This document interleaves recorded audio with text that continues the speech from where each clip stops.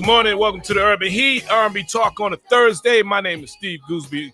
What's up, y'all? Good morning. It's your girl, the most powerful Melly B. I don't know about you, Goose. I say it every Thursday.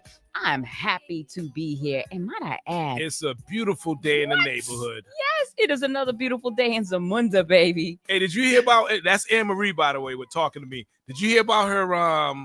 What was that? The Tiny Desk concert? No. All right, so. First of all, I love basically all the Tiny Desk concerts. Man. I do. I like Bad Live Bunnies. bands. Bad Bunnies was the best and so far. Anne Marie just did one. Now, I didn't watch it, but I saw clips of it, and people are dragging her because she wasn't hitting all the notes. Really? Now that's what they say. Interesting. Now, the thing about the Tiny Desk concert, if you don't have it, you will be exposed. You will be exposed because the setup with the band, even Jimmy Fallon was able to hold down a Tiny Desk. It's a small, it's an intimate setting, audience, and if you got it, you should be able to kill it. So I like Anne Marie, and I don't know if any of that is true. Maybe it's because of her time off from the industry. You think so? I don't know. I mean, look, right. I think that the concept of what the Tiny Desk does is absolutely phenomenal. Like I said, I loved Bad Bunny's work he did in there. I thought that was super dope. The Roots did some really amazing stuff inside there. Who had one of the best ones in my opinion? Who? Dolce.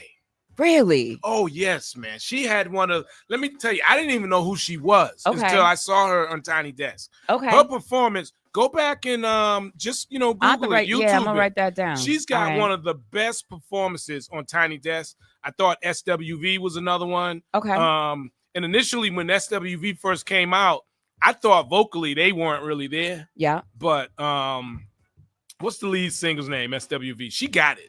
So she handled her business. Yeah, she's it. I love that. She's it. I love when we see artists come back and they're able to hold it down in a way that allows for us to see the talent that they actually Coco, that's her name. They possess. So that to me is dope. I love that. But let's talk about some stuff going on in the world right now. Yeah, we got a lot of stuff happening. So folks, we always give it to you. We're gonna talk about crypto like we always do. We're gonna get into a little bit of Diddy crypto in a minute. And this week, as far as the Diddy Trial, was a mic drop type of week. So we're gonna get into that. Oh man, we're gonna get into that as well. This week was insane. This week was insane. But I think it'd be worth a conversation. Let's talk about what's happening out in LA. Oh yeah, no doubt. Let's get right into it. If you're okay with that. Yeah, no, let's do it. Let's do it. Because there's some stuff going on in LA right now that has me feeling some kind of way. Now before we do that, let me show them a video, right? And there's no audio on this video. There's no audio on this video. So those that are online.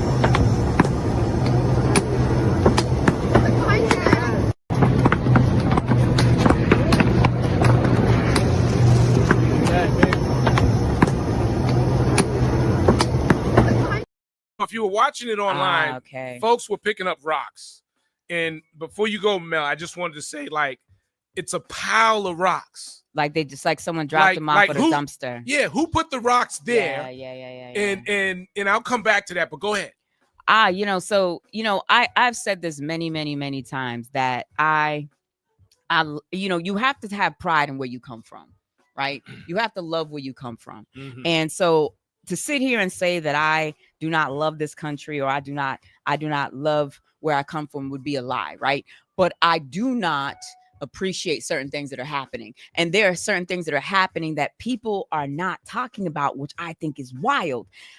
First, can we just talk about the fact that the National Guard turned on U.S. citizens? And when I say turned, I mean literally they turned on U.S. citizens. When you're throwing boulders and all that, I get that, right? I get that. Riot gear comes out, SWAT, whatever that the riot brigade comes out, right? I understand all of these things. What I don't understand is how the National Guard is literally using non-lethal force on American citizens on American soil. And then I heard that they even launched the Marines. So this is wild business, Goose. Now I'm coming from a totally different direction. And I think, now you called me, today's Thursday, you called me Tuesday, I think it was. Yes, I did call you. And you brought it to my attention. I had seen some clips of what was going on in Los Angeles. Yeah. And I really never even really gravitated to it because I just felt like one, it reminded me of what happened on the Capitol years ago. But also, I'm coming, and I'm not saying this is true. You know, I do believe in conspiracies and things like that. Yeah. But I feel like the reason why I showed you that video of the rocks, like who put the rocks there? It's like a pile of rocks that all of a sudden appeared. I hear that. Also, I hear that. Blocks and blocks of cylinders. Yeah, I hear that. Was just dropped in certain locations. I hear that. I feel like. So you think they're agitators? I feel like they're people that were placed there. Like I don't planted agitators. They're planted agitators. Yep, they were wearing masks, so you don't know who they are. Right. They could be anybody. Right. Actors, actresses, all kinds of things are going on that's unbelievable. But what I'm finding out is a majority of those people aren't even from Los Angeles or that part of town. You know, so what's really going on? I mean, listen, right? I think what you're saying is spot on. I do think that there needs to be room in the conversation to talk about, you know, if these are in fact U.S. citizens that are doing this because of what is happening in the climate surrounding immigration. Or are we talking about people that are being placed in the space to bring an upheaval to this so that, you know, possibly, you know, they can incite putting into erection of law or making even it a possibility where we have people that are coming into places where, you know, now we can incite new laws because these things are happening, right? Excellent point. What I will say, I'm coming back to that, right? What I will say, Goose, and I think it's worth a conversation piece, is that we're also talking about like almost like it's a test run.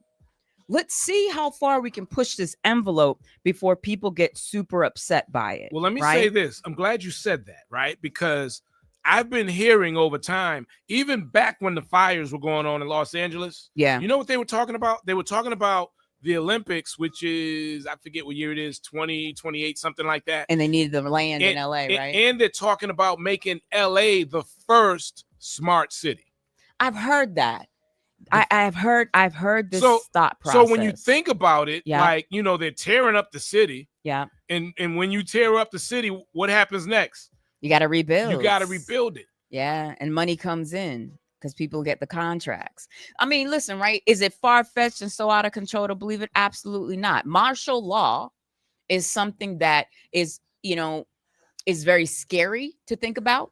But if we're being completely transparent in this conversation, in some ways, it's already beginning to be enacted. When you are literally having U.S. military on U.S. soil and actually engaging with U.S. citizens, my friend, that is civil war. That is civil war. This is the stuff that Hollywood movies are made out of. Let's be honest. What happened to the police?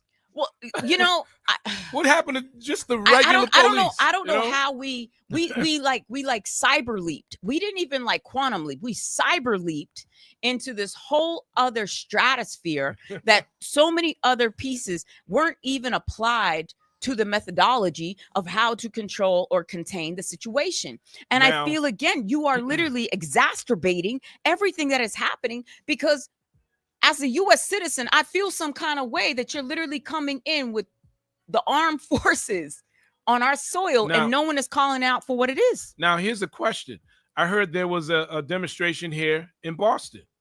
But there are demonstrations in Boston all the time. Yeah, but this one here was so large from the video that I saw. You know, I didn't hear about it. Was it peaceful? It was peaceful. Okay. In fact, they're supposedly are going on in different locations throughout the country. Protests against ICE. So, you know, my question is, was anyone at the protest yesterday, or did anyone else hear about it, or was it just me, or is it just someone? Let's put this video about Massachusetts that really didn't happen. I don't know. I mean, there's a lot of stuff happening in Massachusetts right now. I think it's interesting too. If you can rewind the clocks back a little bit, right? I don't know if anybody out here, you know, because we got a couple of people online that are watching, can recall when there was this big Boston, Massachusetts push when Trump said ICE is going to be coming in. You guys have been harboring people because you're a sanctuary state and city and so forth and so on. And Boston was like putting all these TikToks out like, yeah, we're Boston. Come down here. Come mess with us. You don't know anything about people, right? And they were coming in with their chest popped up all high. Now, I know for a fact, because I've seen people post it, their MO there's an MO out there right now that seems to be where they come in with heavy presence of sheriffs and, I don't know if they're I don't know what type of police they are, but they're not your normal standard town or city police.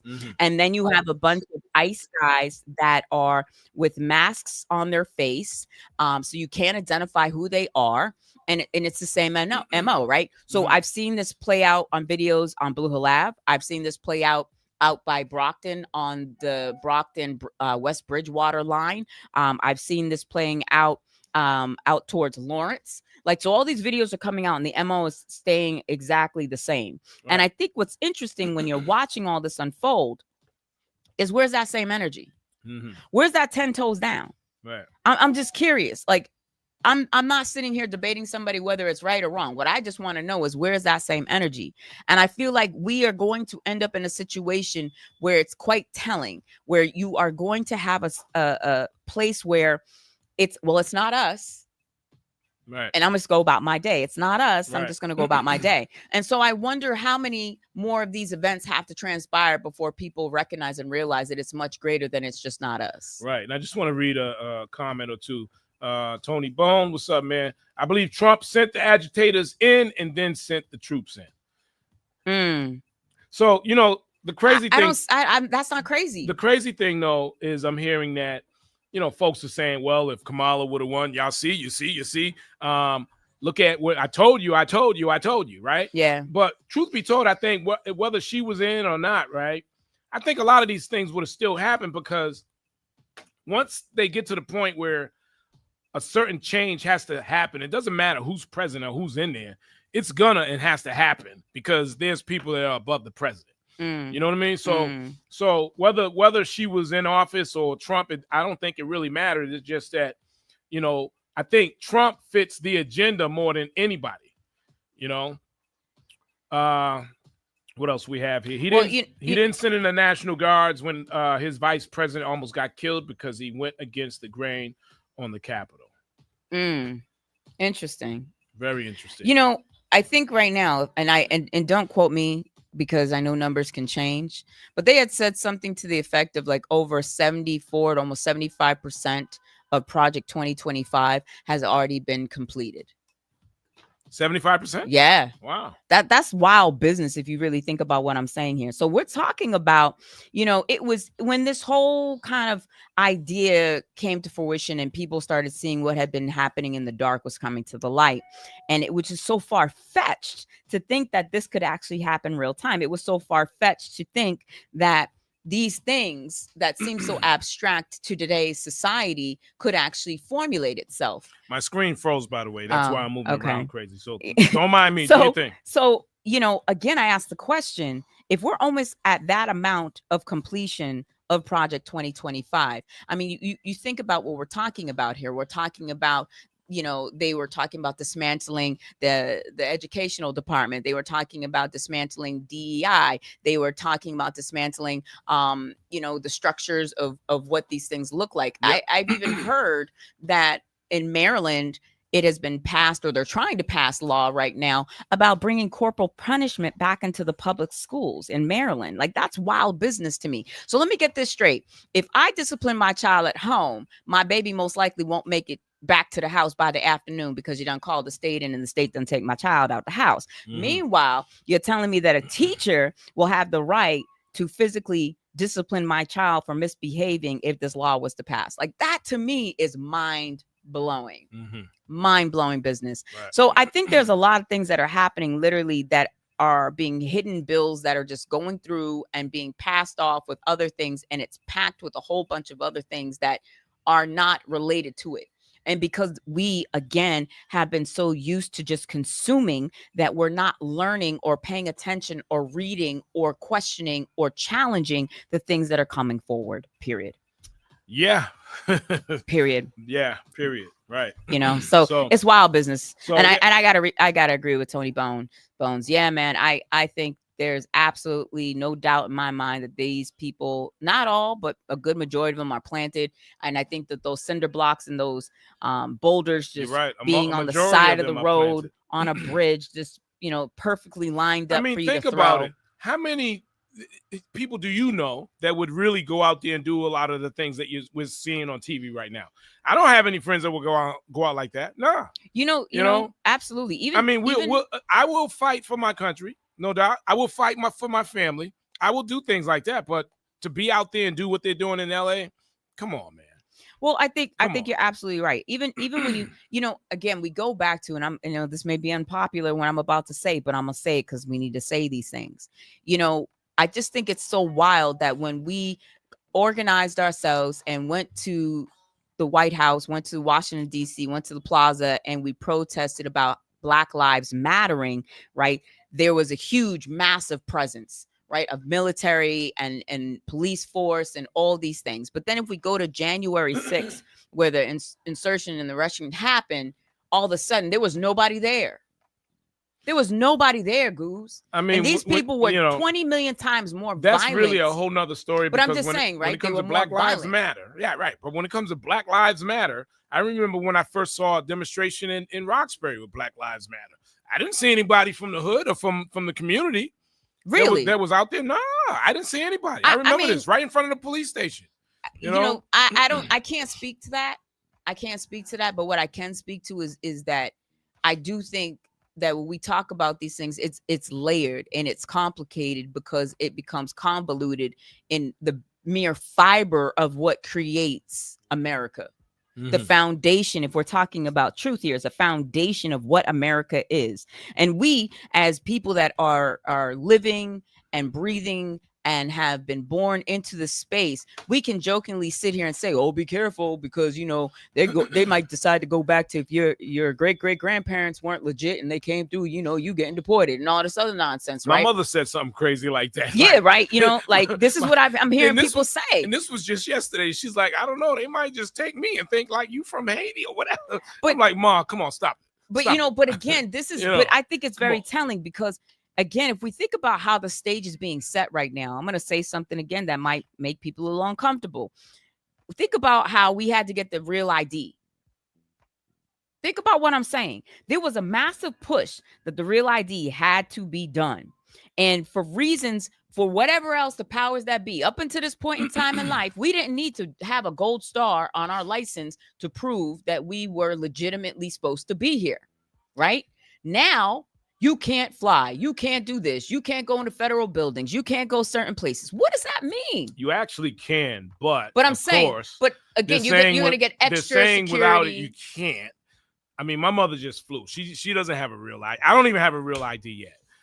You don't have a real ID yet? No, not yet. What? I went to when my license, when it was time to renew it, I went to get that done, and I was missing something, so I never got it. Interesting. But you can still fly.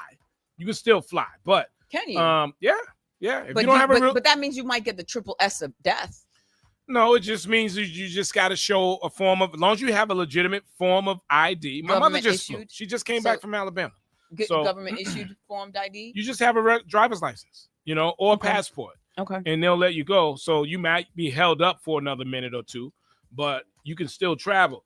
So the thing I want to say about that, I just think that in the end, folks really got to pay attention to what's going on right now. Oh, absolutely. We are in the middle and in the beginning of massive changes going on in the world and throughout the world, not just this country. There are massive changes happening that's going to affect financially every individual, financially, politically, absolutely, mentally. Yes. And that's what's really going on. We are in a change that is going now. For people in our demographic,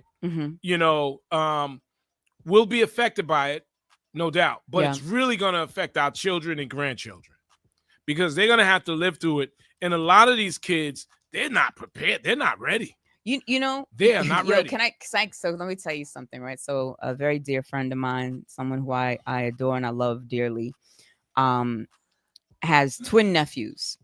And the boys are the cutest could be. They're about 15 years old.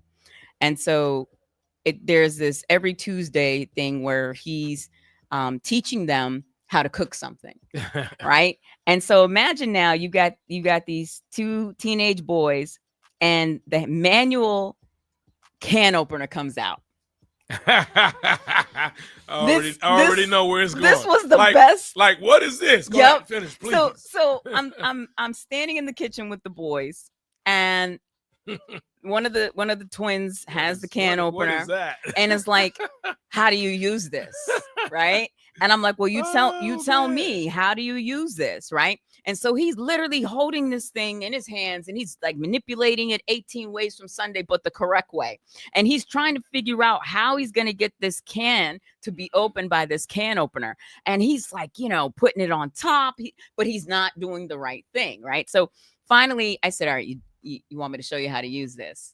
I can't imagine being almost 15 years old and not knowing how to use a can opener. But in reality, these kids have not had to learn these skills. They are so far. There are a lot of kids that are ahead of the game, but there's so many that are so far behind. But I guarantee you, if you ask those kids how to do 15 moves on some type of video game or social media, they will be able to sort it out with no problem. But shout out to my buds in the kitchen. They held it down. They ate their food. And they showed him how to use a can opener. Yep. He was amazed. They were amazing. He probably went to school around his friends. Hey, check this out. This is so cool. But I just think it was so funny. And then later on in the afternoon, the dad comes home and he's like, oh, what did you guys do? Oh, we cooked and we used the can opener. And the dad was like, oh, you know how to use it? He was like, no.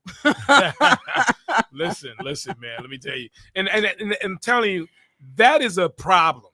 Right, it's cute, but it's not cute. Because you know what I mean? Understand, like, again, we were just saying how technology is just like evolving like nothing. Absolutely. Like AI is going to be a super big problem for a lot of these young kids that are just sitting back like AI. Okay, Chat GPT, I got that down, but no, AI is more than Chat GPT. Oh, of course. And I'm telling you, man, these changes that are happening right now, you're going to wake up one day the same way you woke up with Facebook and how social media just changed the game. All of a sudden, you're going to be embedded into it, but you're going to be behind. Yeah. And I just feel like, parents, talk to your kids. Yeah. You got to start pushing them towards this new technology because this is where it's going. The average job, those jobs are going away. But okay, hold on, Goose. So let's talk about this for a second. Let me time out here, right? Mm-hmm. So I know you've been a huge component over the last 2.5 years or so about how college is a fraud and that you think learning a skill set, like whether it's being an electrician, a plumber, or a carpenter. Let me elaborate on that, please. Okay. Because, the reason why, and it's funny because I had a home inspection on Tuesday. Okay. I don't know how we got on the subject, but we got on the subject of college and how it's a fraud, and we all kind of agreed. And the reason why I've always thought college was a fraud, first, I can speak on it because I went to college, right? All right. I was on a 5-6 year plan, Emerson College, before I got into radio professionally. And what I learned was, first of all, my first 2 years in college, I did the same thing I did in high school. Right. Right. So then you go to college and you pay for that. So the cost of college, you're paying to do the same thing you did in high school, your first 2 years. That is a fraud right there, right there. And then you graduate and you got this big fat bill, that you owe the government from student loans that the average person does not finish paying for until they're in their 40s or perhaps 50 years old. That's if they're even consistent with it. Or they default on the loan because you know what? The job that they got when they graduated from college, they can't afford to pay the student loan. So because of that, it's a fraud. Now, who makes out on it? The government.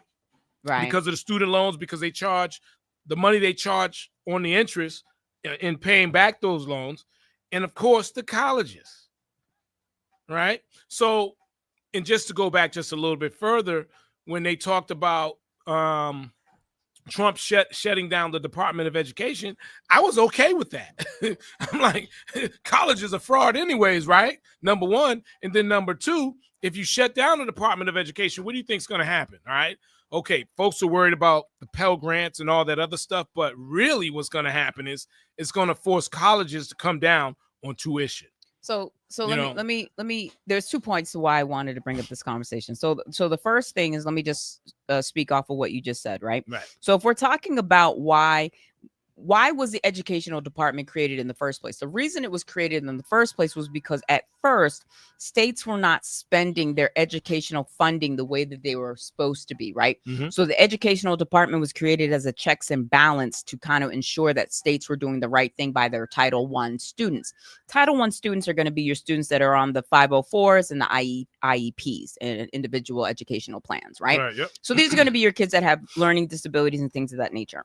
So that's why that becomes a bit diabolical. But here's where I even draw the line on something, which is, even if we were to remove that portion, right? Mm-hmm. They just shut down Job Corps. That is horrible, because Job Corps reached about 40,000 kids. Mm-hmm. And the majority of the kids that came or went into Job Corps because they work with kids all the way up to the age of 24. Yep. These are going to be the kids that are looking to have their GEDs, and by the time they finish, they're going to have some type of skill set, some type of trade, because this is what they're trained to do. Mm-hmm. This is wonderful. The problem comes into play is that a lot of these kids are also foster kids that age out of the system. My sister went to Job Corps that years don't ago. Have a place to go and land, and that's where it becomes heartbreaking. Right? Mm-hmm. It becomes heartbreaking when we end up in a scenario, in a situation where a large segment of kids that are already going to fall in through the cracks because they don't have a place to land have lost a safety net. Okay. Now, with you saying that, let me talk about, there's this thing going around that electricians and plumbers and carpenters, there are going to be so many jobs available to them, which is true. But in terms of electricians, one of the reasons why is because of all the new technology and the infrastructure that has to be built. So when it comes to electricians, when you talk about crypto, which we'll get into a little later, a lot of companies have to build their infrastructure now to be able to adapt to what's getting ready to happen with that. And the banks, they're ready, already done. But again, when you think about your kids, okay, what are you going to do? Because again, we said time in and time out that 300 million jobs gone because of AI. AI is no joke. My guy that does the credit, Manny, is even talking about, sorry folks, if any of his employees are listening, man, but he's talking about hiring AI or getting AI to do his credit repair. Oh, wow. That's how deep and that's how good it is. Interesting. Huh. And so I've also seen, so if you have a cleaning business, there are robots. Stop. Yes. Stop. There are robots. They will clean. They will clean the bathroom. They will clean the bathroom. They will clean the toilets, the sink, mop the floor. I mean, no. Yes. Are you serious? I'm not joking. That's wild business. So if you got a cleaning business, you practically don't need a person to do the cleaning. Wow. They have robots that will do the cleaning. Wow. It's crazy. So again, when you think about all of that, you got to adjust. You got to really plan now, especially if you're a young, adult, man, female, whoever, whatever. But you have to start looking at things and start planning now, because these next 5 years are going to be very, very crucial, in my opinion. Very crucial, because all this stuff is coming into play now. Japan is way ahead of us. The UAE is way. Africa is even ahead of the game on a lot of stuff. So. Well, Akon said this some years back. If you recall, remember when we would always have these conversations about how we were just fascinated how Akon has sold all of his Bitcoin and picked up XLM. And I said, there has to be a reason why Akon did this. Yeah. And I'm a staunch believer that sometimes there are people that are in the know and have an understanding of something that's much greater than ourselves. And they invest in it so early in the game that it sets their family up for generations. Right. And so when I think about the fact that he said Akon City is going to run off of XLM, led me to believe and understand that we're dealing with something that is a very different concept of thinking. You know, I jokingly had put on my Facebook status a few days back something along the lines of, I used to rock with, you know, MySpace, and now I'm dealing with my chart.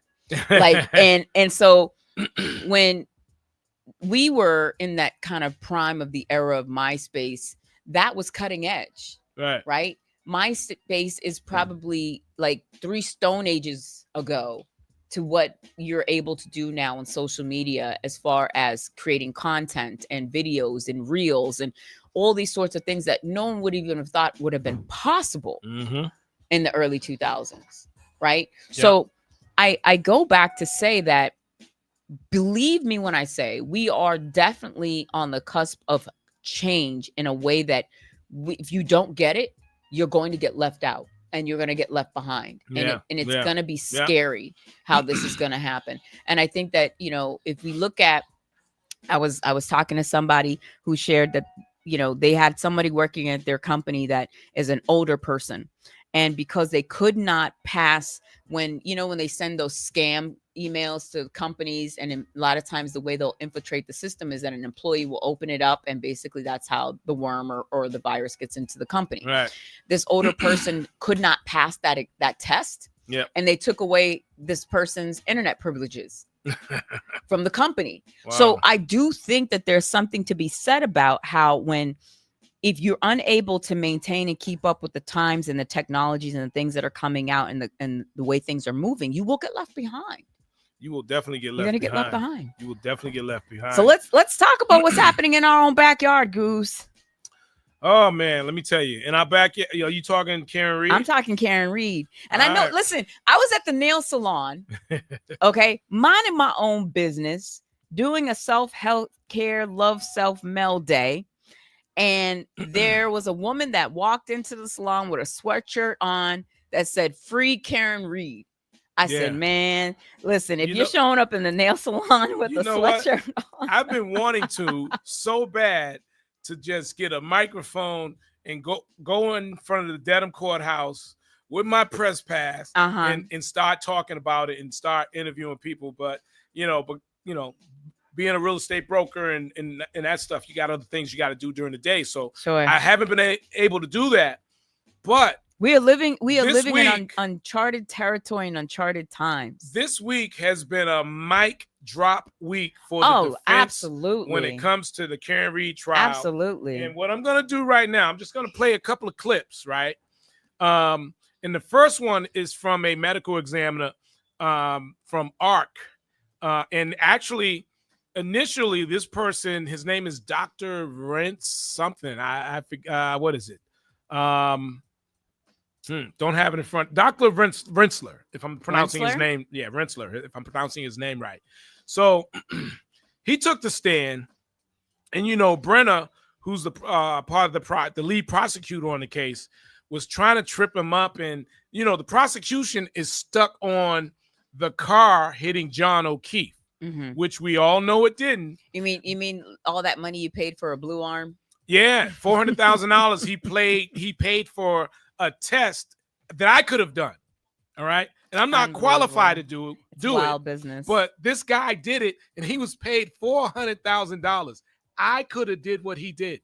Yeah. You could have did what this guy did. Yeah. But let me play this clip for everyone real quick right now. Okay. And this is the guy. Can you put it on the speaker? Yep, I'll do that so everyone can hear. He is from ARC, who is the medical examiner who was initially hired by the FBI. So for those who think the FBI is not involved, he was hired initially by the FBI. So listen to this. I don't think his arm was even impacted by the car, so no. I don't know the position of the arm at impact because it wasn't hit by the car. You don't know the angle of his body at impact, do you? The alleged angle? 2022, do you? We have no information that he was even hit by the Lexus. So there wouldn't be any information on the angle if his body wasn't hit. The post-impact movement, the head injury, without proving that, everything else is ancillary to what you're attempting to conclude. I suppose that's a possibility, or someone could put it there. I mean, there's a number of different possibilities as to when or how a hat may appear in a yard. Who do you think put it there? Well, I have no idea. I haven't seen any evidence of how it got there, and frankly, it's immaterial to a biomechanical analysis. Do you have a theory you want to share with us about planting evidence? Is that what we're getting at, sir? All right, let me play one more real quick, and then we'll come back to that. But he was just alluding to evidence being planted. All right, and this was live on. It's getting spicy. Oh yeah, so let me play one more for you real quick. Hang on. Their foot caught on a curb, the sneaker come off, and then stagger backwards and fall on their head. Objection, Your Honor. Yes, I'm going to allow that. Doctor? Can you answer that? I guess you could somehow predict or have a possibility of almost anything happening. You could say someone could get hit by a car and do a couple of somersaults into the yard. I mean, Do you think John O'Keefe did somersaults in the front yard of 34th Avenue? Is that what you're telling us, Doctor? no, I don't think he even got hit by the car. Wait. Did he just say somersaults into the yard? So, Brenner, who's the prosecutor on this, right? Yeah. He think he's going in on this guy. And the more questions he asked him, he was hurt by his answer. That right there killed him, because he just outright said, one, he was not hit by the car, so it doesn't matter. Two, okay, so I guess if he's hit by the car, he could have did a somersault and been pushed way over there somehow. Four somersaults. So not only were you a Boston police officer who was intoxicated, but you're also an acrobatic person. Okay, that's cool. Can we just for a moment just appreciate the fact that this is absolute tomfoolery at this point? Listen, like this case was proven like a long time ago, but this week really was icing on the cake. Money. It was like icing on the cake. This money could have been utilized in so many other ways and spaces and places than which it was used by the Commonwealth. And it's just unbelievable. And yeah, wow. How about the sweatshirt? Yeah, how about did you watch that little tidbit? Do you have a reel on that one? You know what? I do, but I don't have it. You don't know where it is uploaded? I'll find it between now and then. But the sweatshirt. The sweatshirt again. My bad. It was embarrassing for the prosecution, number one, because they thought they could get it. And this is how desperate they are. That was an act of desperation to me. The fact that they had a piece of evidence, which was a sweatshirt, okay, that John O'Keefe wore the night he was killed, because we know he was killed. And it wasn't an act. Well, maybe it was an accident, but it wasn't by Karen Reed for sure. So this sweatshirt was in evidence. It had no holes in it. Okay. Yeah, it had no holes in it the first trial, but somehow magically during the second trial, there's holes in the sweatshirt. And Brenner, who is the prosecuting attorney, he shows it to one of the people on the stand. And all of a sudden, I don't know who identified it first, but Brenner tried to sneak this past the defense. They didn't buy it, and they noticed that the shirt had holes in it that was not there prior to this second trial here, which is crazy because they're literally to the point where they're willing to go and just make stuff up, and that's what they've been doing. Yeah, but it's even becoming more blatantly evident that they're out of control. Like, when you're watching a train wreck and it's going down the track and you just know the inevitable is about to happen and there's going to be a collide, but there's nothing you can do about it. So you just kind of watch this whole thing unfold in front of you. It's like that, but it's also just showing the level of incompetency. It's showing the level of corruption.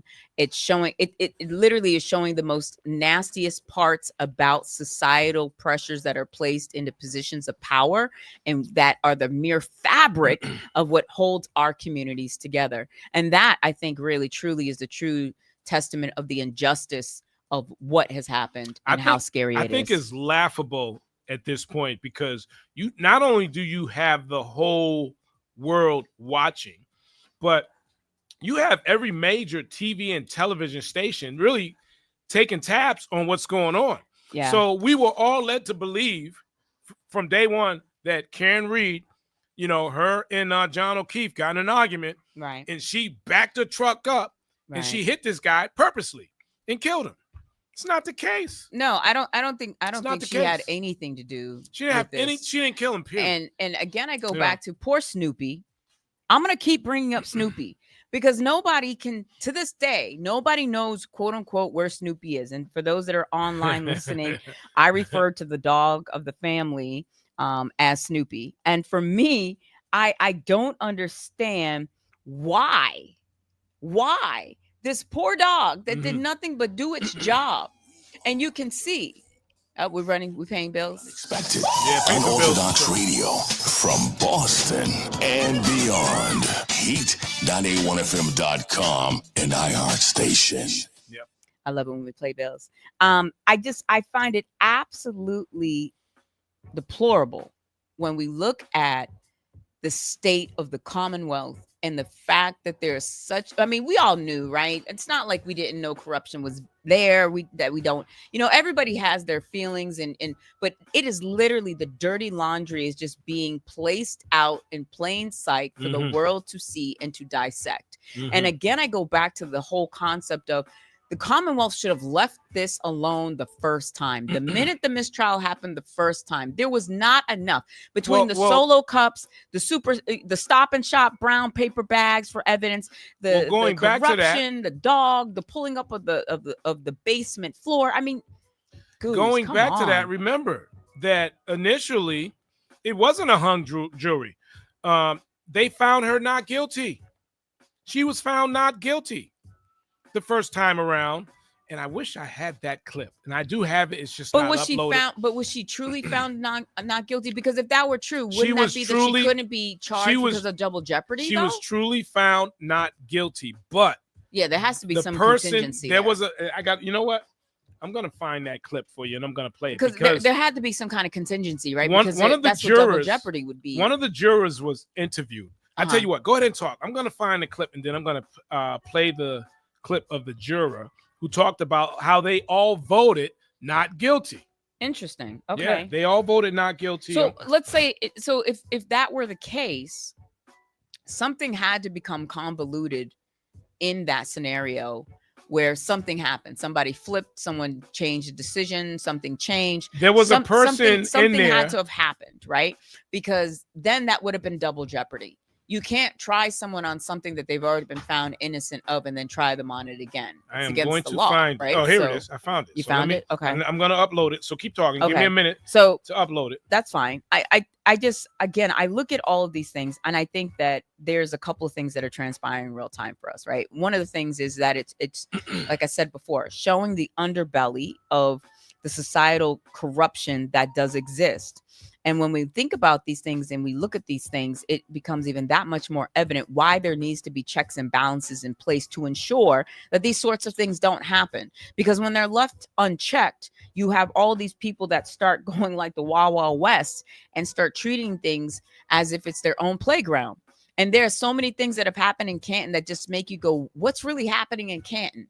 Right. And again, I go back to that young cadets program where that young girl had started some years back and she basically had gotten groomed. Right. So these are the things that we think about when we think about what does corruption look like. And it's not going to necessarily just be that cut and dry, black and white sort of thing. Sometimes that corruption is going to look like things that's going to be smiling in your face, but meanwhile ensuring that you don't get to the next stage or level that you've worked hard to earn or whatever that is, because nepotism kicks in, because their buddy, their pal's going to get the job instead. So it's showing up in places where, how is it that you have somebody who has vehicular homicide on the table and they only do 6 months? Right. Oh, that's right. Bev's involved. Well, who was involved with that, Bev? Let's talk about that. Oh, your brother-in-law. Oh, okay. So, again, there's all these scenarios and situations where these things play out that you have to question and ask yourself, what is really happening? Right. I'm almost there. So you're almost there? Yeah. I'm just going to upload the audio because the guy you're going to hear talking, he was one of the jurors, and he's being interviewed by this guy from Court TV. Mm-hmm. And he's just talking about how they all, in the end, they will all raise their hand for Karen Reed being not guilty. But even with that being said, the minute you watch the documentary that's done on HBO Max, it is very evident quite quickly that there's a lot of things that just don't add up, that are just not making sense. And I don't feel that the documentary is one-sided. I really don't. I do feel that HBO did a really good job at really showing just more sense the bird's eye view of what it is exactly that's transpiring. You're just happening to see it from the angle of Karen Reed. Right. And, the thing with, which I think I agree. I think the documentary on HBO is very good. And actually, I have the audio for you. So let me play, and we'll come back to that. Can you play it in the station too? Yep. I'm going to play the audio. So this is a guy from Court TV. He's interviewing one of the jurors. So just take a listen real quick. Right with the headline. I'm going to get right into it, Ronnie. Did all 12 of you inside that jury room agree that Karen Reed was not guilty of murder? Count 1 in that indictment. Correct. Okay. Now let's roll up our sleeves a little bit. How did you vote? Was there a raising of the hands? Was there someone writing down what your vote was? Was it a secret ballot? How do you know, and how was the process that all 12 agreed that she was not guilty of murder? Count 1. So we all raised our hands in terms of a vote, and we voted on that first count that we all agreed not guilty. Unfortunately, at that time, we did not fill out any of the paperwork there, nor sign it. So we were under the understanding that each charge could not be treated separately. And so we continued to deliberate, despite the fact that we had agreed on 2 of the counts as not guilty. And the second count was count 3. And the same process where I guess the foreperson is asking for a vote and everyone raised their hands? And everybody agreed not guilty for those 2 charges. That's correct. Was there, now you mentioned that you didn't fill out paperwork. Was there any discussion about should we check the box on the verdict slip? So we didn't check the box on the verdict slip because we were still deliberating on the second charge of involuntary manslaughter, and that continued with deliberation. We did send out notes asking for clarification, but unfortunately we did not ask the question at the time, should we treat each charge individually and separately? So explain to us why the presumption was that you had to come to a conclusion on all 3. Was there any debate among the jurors about whether or not we have to agree on all 3 counts, or it can be just 1 count, or it can be 2 counts? Was there any discussion or debate amongst the 12 of you about what the rules were when it was time to fill out the verdict slip and determine and let everyone know where you were in these deliberations?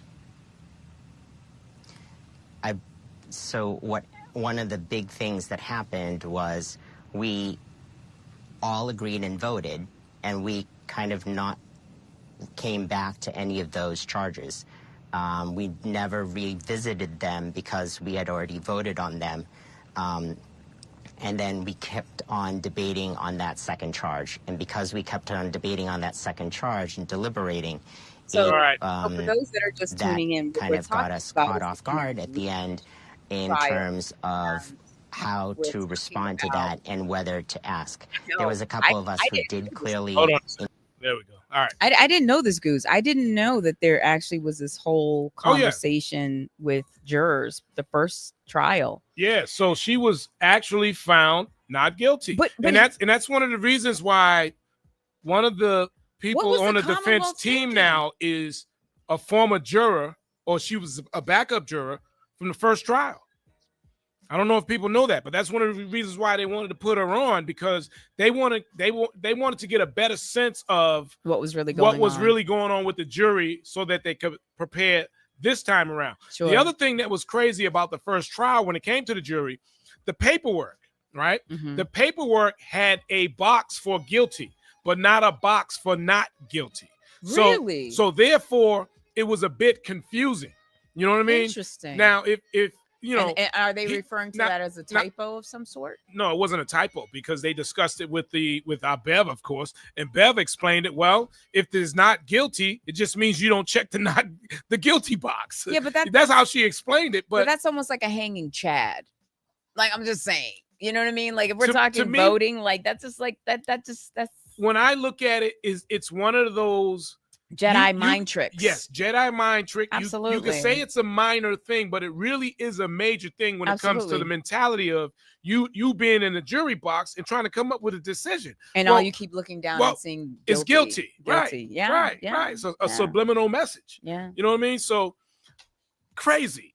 The whole thing is just, I've said it's a movie and it's going to come out as a movie, but you're watching and hearing about it live here in Massachusetts. I mean, the amount of people that are paying attention to this trial that is outside of the state of Massachusetts, I mean, the amount is ridiculous. Well, you know what this kind of reminds me of, and I don't think we've had some other stuff that is transpired, but this really kind of is giving off OJ vibes. Oh, this is way past. But, you know what? But I'm saying, people have compared it to OJ. Yeah, like I feel like this is giving those OJ vibes of like this beats OJ by 10,000 miles. You think so? Oh, yeah, hell yeah. Well, I mean, okay. The corruption piece? Okay, yeah. Right. No okay. I agree with that. I can't disagree and say that you're wrong about that. And let's take a moment here for silence of the fact that I'm agreeing with you. Here we go. But I also think that, it's just some things you just can't make up. You can't. You just can't make it up. And there's something about the level of corruption that is coming to the forefront that is diabolical. Like, do you realize? And I don't really think, and I'm be completely transparent, I do not think originally Karen Reed was meant to be the fall person behind this whole thing. Well, initially it was supposed to be the tow truck driver. Now, I don't know how that fell apart because initially the reports came out. You mean the plow truck driver? The plow guy. Yeah, he was snow plowing that night. Yeah. So initially, the first reports that came out was that John O'Keefe was killed and hit by the plow truck driver. Yeah, I forget his name. The snow plow. Yeah. That was the first report, and a recorded call came in at some point, which no one knows what happens to that phone call. Sure. But somehow, some way, that fell apart. That wasn't going to work. And then they found the Karen Reed way would be the better way to pin. Because here's the thing, and I could totally see how this would happen, right? If I'm just totally distraught and the person that I have been in a relationship with for the last 2.5 years, and I love this guy, and okay, we were fighting or whatever, but that doesn't distinct the fact that I love him, right? Right. And now he's gone, and I left him, right? So if you listen to the recordings that were released in the documentary, she says, "I killed him. Did I kill him? Did I do like, so there's this whole kind of thing happening where you're watching her real time processing. Let's go back to the I killed him. Yeah. All right. Pretend you're Karen Reed. You're drunk. Yeah. Right. I think she's sober by this point. Well, she's I think she's sober. Well, she wasn't fully sober, but you don't think so? Nah, when you're drinking and you're drunk, it's wearing down, but you're not completely sober. But so she was drunk. She still had the alcohol in her. Yeah. And so I'm Jen. I'm gonna Karen, did you hit him? Did you hit him? Yeah. And you go, I hit him? I hit him. But it was more in the inflection of the tone of her voice that it wasn't a statement or she was responding correct. In the sense of it was more of like, did I hit him? Like a question, right? Because if you listen to how her dictation is in her tone, it's very obvious that it's more of a question than it is a statement. And I think Jen was she was a major orchestrator in terms of how to cover this thing up. She was the one. You think so? I feel like she was the person. Yeah. Okay. Yep. She was the maestro in the whole thing. Now, I said this week was the mic drop week. You know who's my favorite witness that was on the stand this week? Who? Dr. La Posada. Oh, you mean I know I'm messing the name what's up. under the grass? The dirt. And I know I just screwed her name up, but she's a medical examiner. Yeah. And so the prosecutor, Brenner, the attorney, he tried to cross-examine her to the point where he just thought the more questions he asked, yes, the more answers he got that he did not want to hear. Oh, absolutely. And I'm going to play a couple of them right now for you. So give me a second. Absolutely. I'm going to set it up so everyone can hear it. But check, and sorry for butchering your name, but here we go.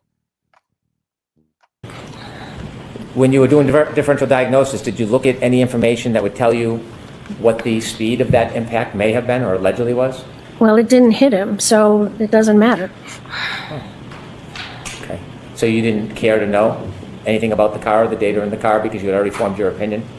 It did not hit him, so it was not relevant to my opinion. Is that a different way? By looking at the body, I could tell that there was no evidence of impact with a vehicle.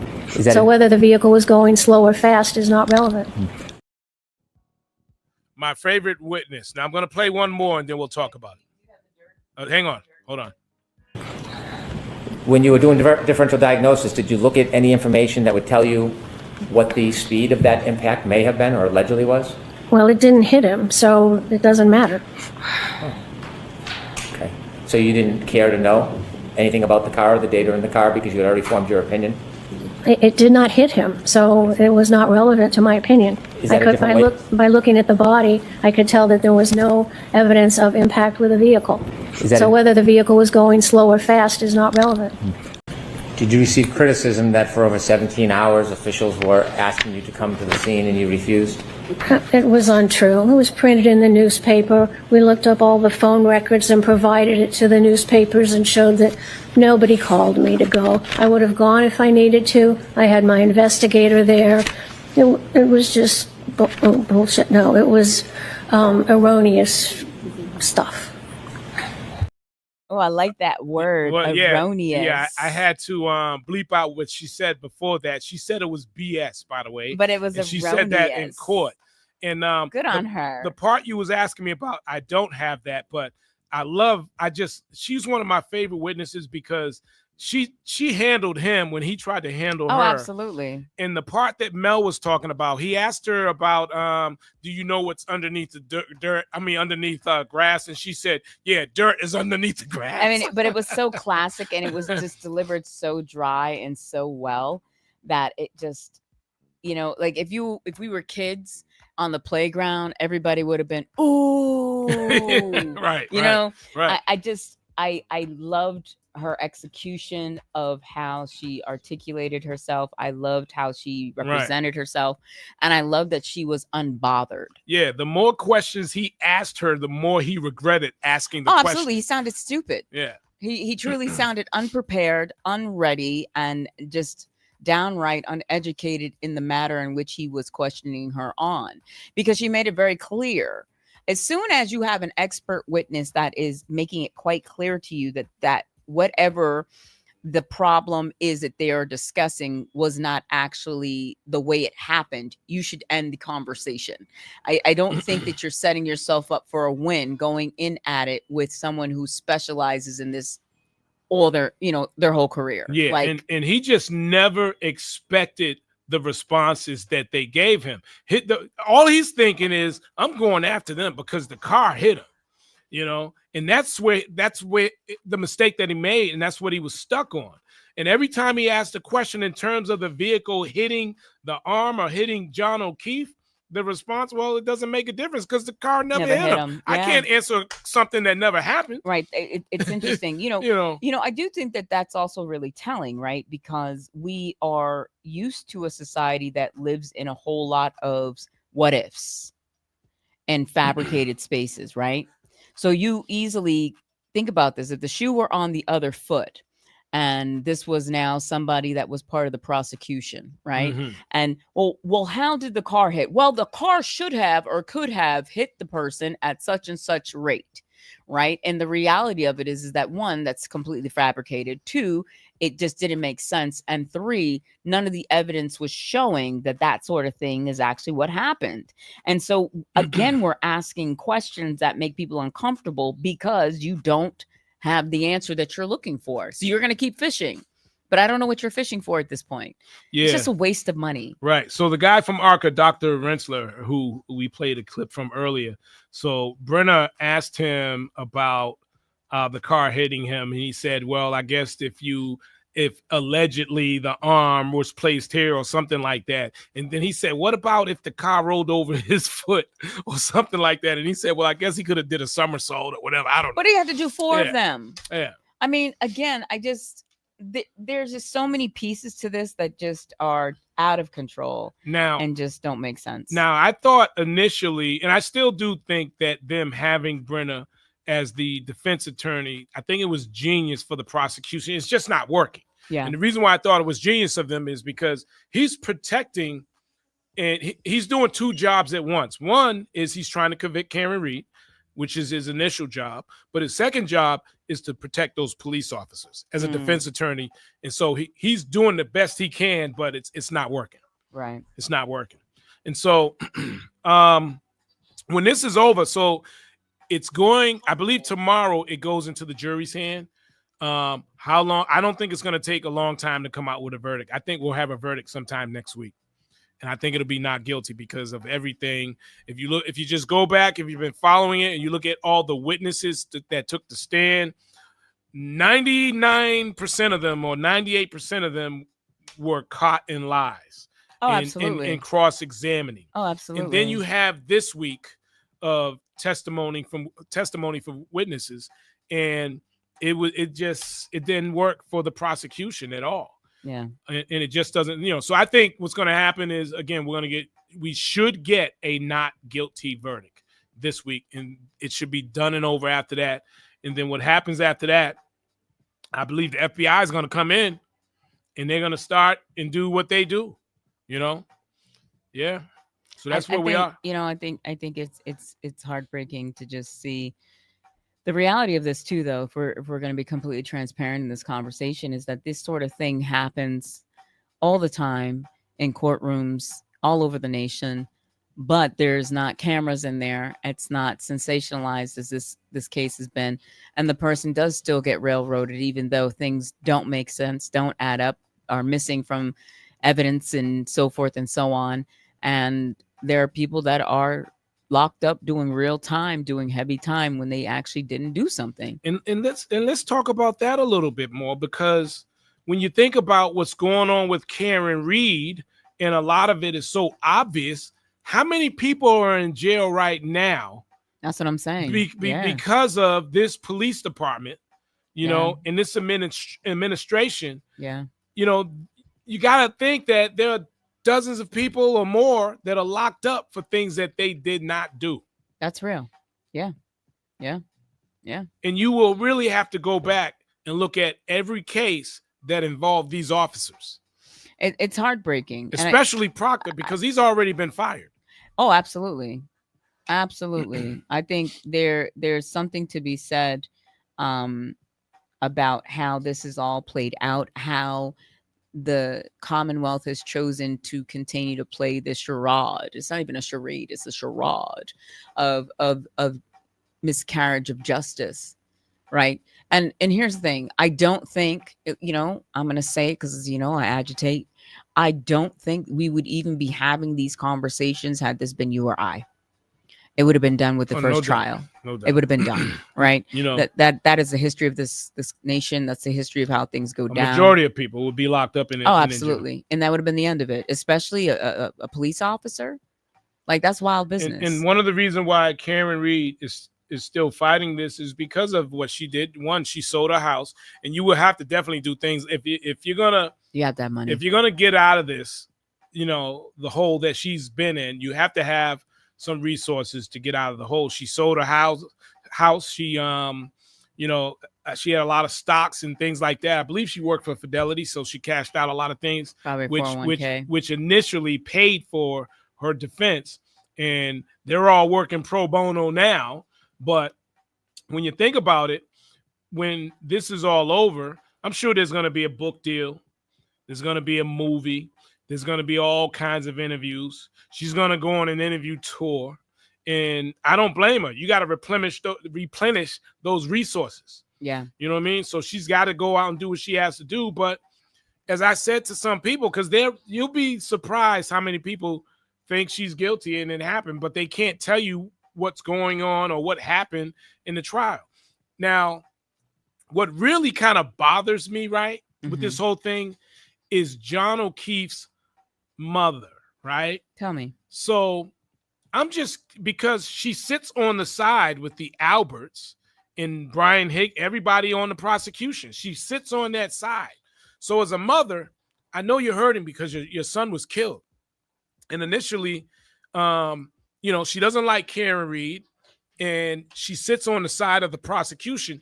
So with all the evidence that has come about, which really says he was not killed by Karen Reed and probably by someone in that house, I want to know what her feelings are.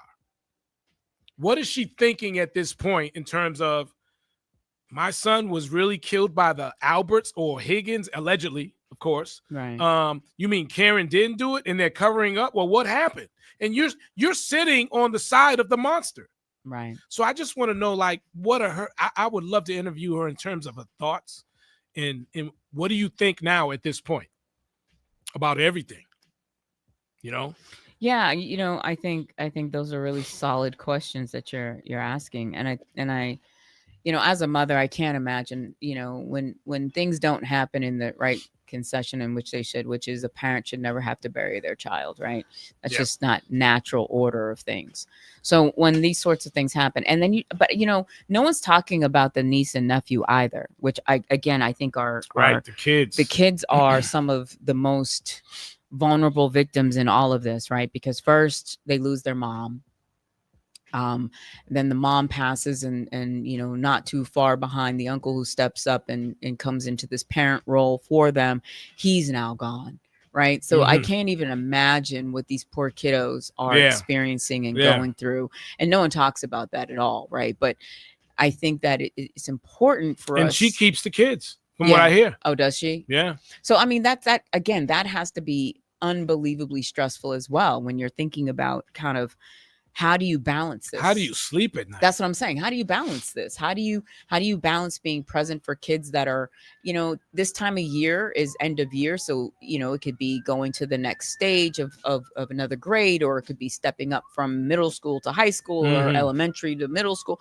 There's so many concerts and there's so many family oriented events that transpire this time of year that it just, I can't imagine what that looks like. Yeah. So it's heartbreaking. Wow. Yeah. Super heartbreaking. A lot going on. What'd you do? They coming for you? Nah, I ain't do nothing. You sure? I ain't hurt nobody.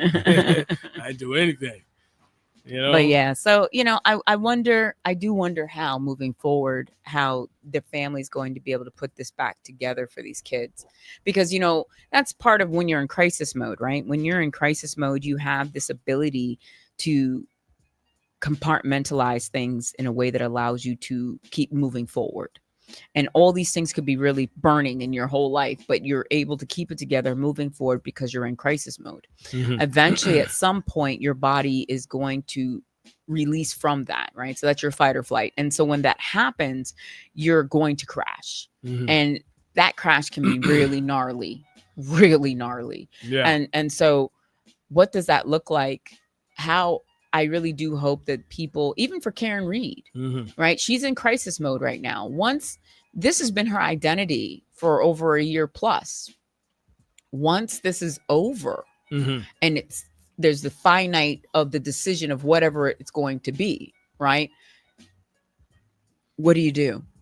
Your identity has been in this courthouse for almost a year. Your identity has been surrounding this information and fighting life for has yourself. changed for her.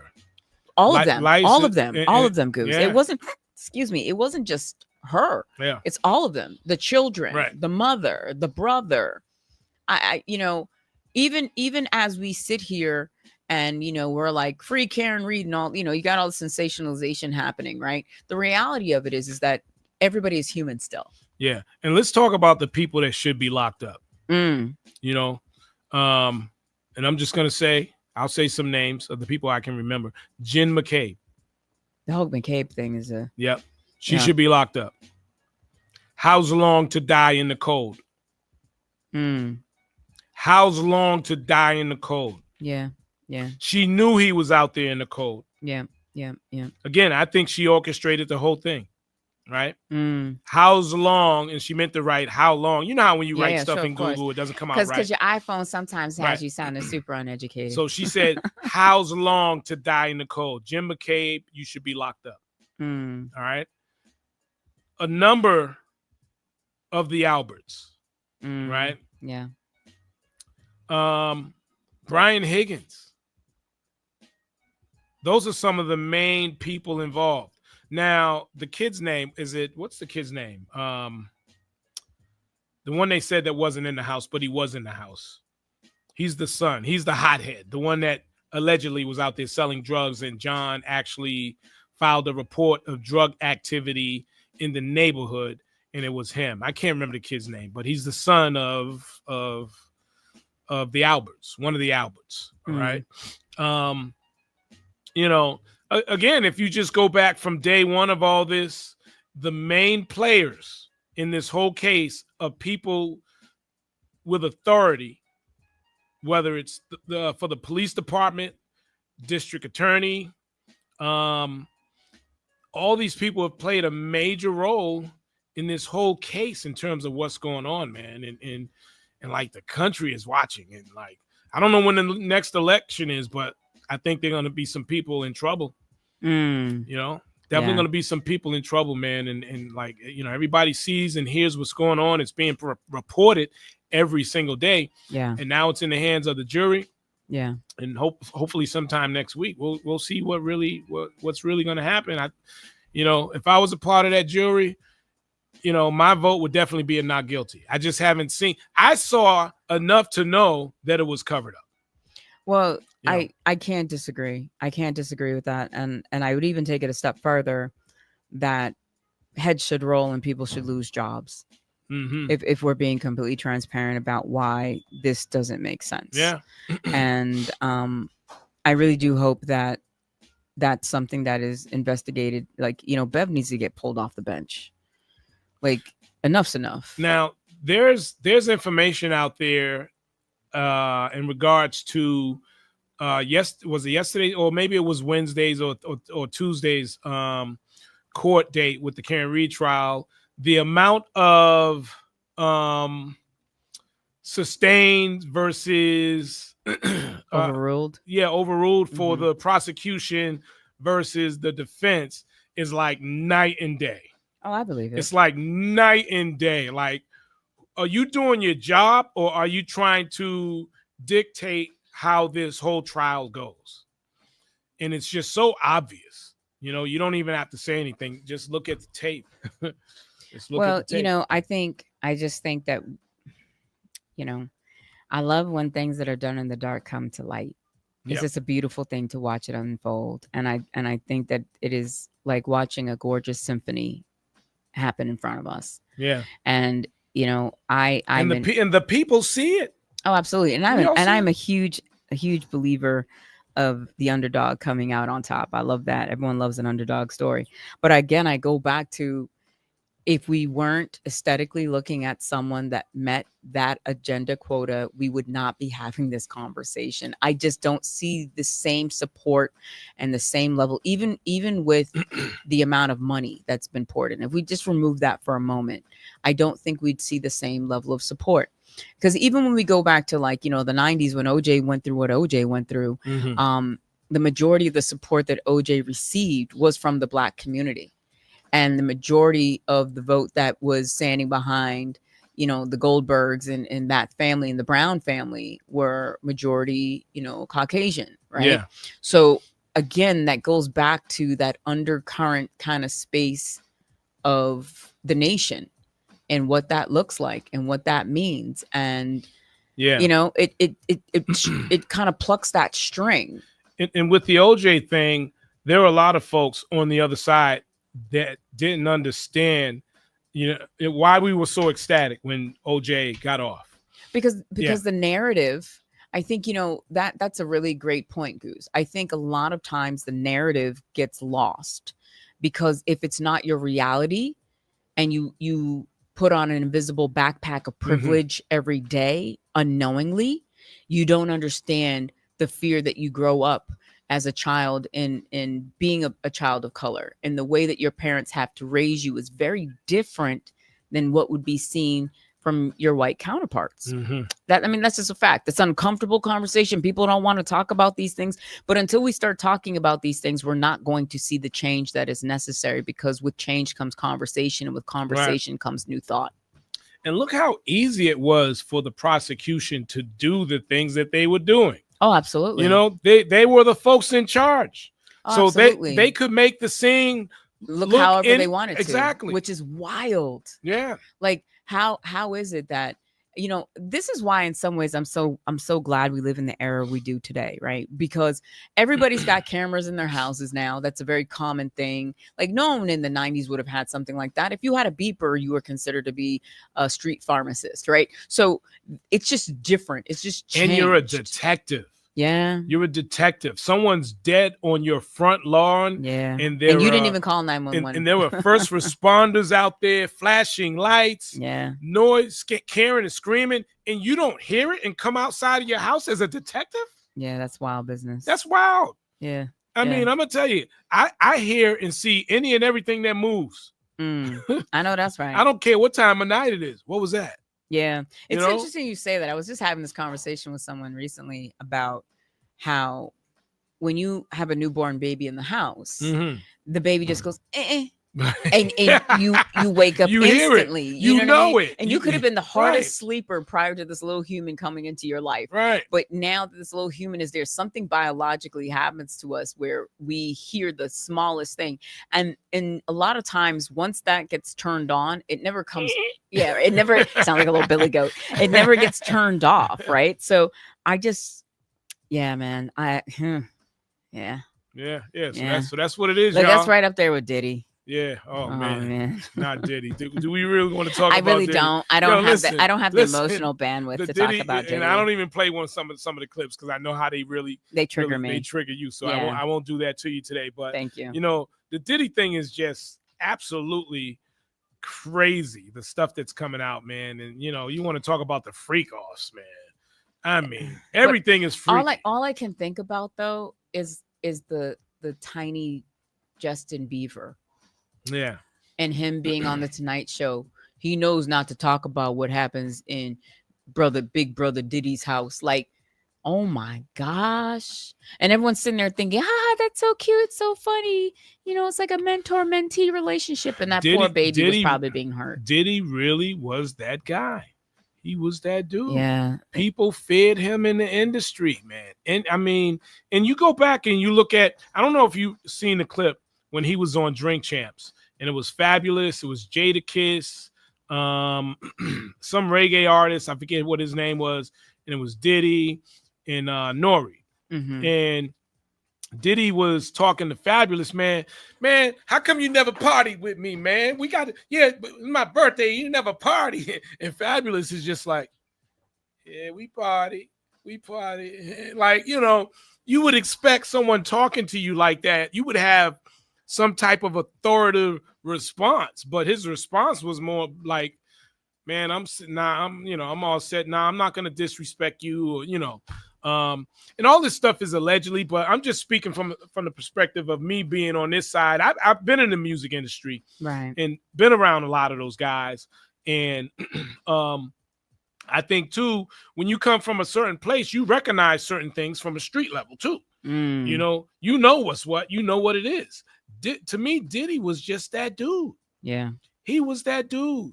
And, to hear a lot of things that come out in court, a lot of the testimonies and, the Kid Cudi stuff. Yeah, that's wild. Like, it just seems like somehow this was a page ripped out of Goodfellas.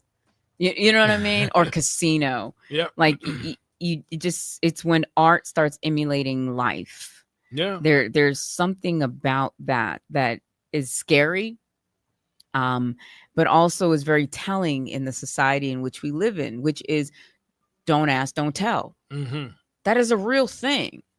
And this is showing up in all these places. It's showing up in the Epstein spaces. It's showing up in the Diddy spaces. It's showing up in the Trump space. Yeah. And you go back and you listen to some of the songs too and some of the lyrics, and you start hearing certain things and you're like, oh, wait a minute. Oh, go back to what did he just say? Oh, he was doing it back like that back then. Because we all know that a lot of things happens right in front of you underneath your nose. You know, it's in the lyrics. Yeah. With a lot of these folks. A lot of these folks talk about their experiences and what they went through and been through. Yeah. That is just a fact. And a lot of it is also entertainment. What do you mean? Talk to me about that. Well, I mean, just like television, you see things on TV, you'll watch a movie, it could be a drama, it could be a fiction or whatever it is. Right. Some things are based on things that happen in real life, and then some of it is just created. It's for entertainment purposes. And I believe hip hop is the same thing. Whereas, before people would say, oh, you shouldn't talk about this and killing police and all this other stuff. I compare it to television, right? Yeah. Whereas, TV is not necessarily a reality, but sometimes it's based on reality. I think hip hop can be the same thing. It's all entertainment in the end. Right. But a lot of it is based on reality, and some of it is kind of, altered, of course. Sure. Because it's all altered for perception. Yeah. Right. So again, I think a lot of what we as a culture perceive, this is one of the things I think that's kind of interesting about mankind, humanity, and its soul, is that we can all be on the same page, experiencing the same day, but having completely different experiences from that day. Mm-hmm. But it doesn't mean that either one of us is incorrect. I always go back to the day of when the Challenger exploded. Mm-hmm. Right. I'm in day. second grade. The teachers are rolling out the television that's like strapped to this little cart. I was living on Deering Road back then. Okay. See, I'm in elementary school. Work with me here. Okay. See, at least. And the second grade teacher brings the television out on the cart, and we don't even realize or understand the gravity of what's just transpired. What just happened right in front of us. Right. We're literally watching. We're going to watch the first teacher to ever go into outer space. This is so amazing. She's from New Hampshire. We're so excited. Right. And I can very vividly remember the Challenger just a plume. Yeah. And I'm not understanding that that's not what's supposed to happen. Mm-hmm. You get what I'm saying? I have no idea. I have no concept. You don't know what you're watching because it's live. Wow, did it just blow up?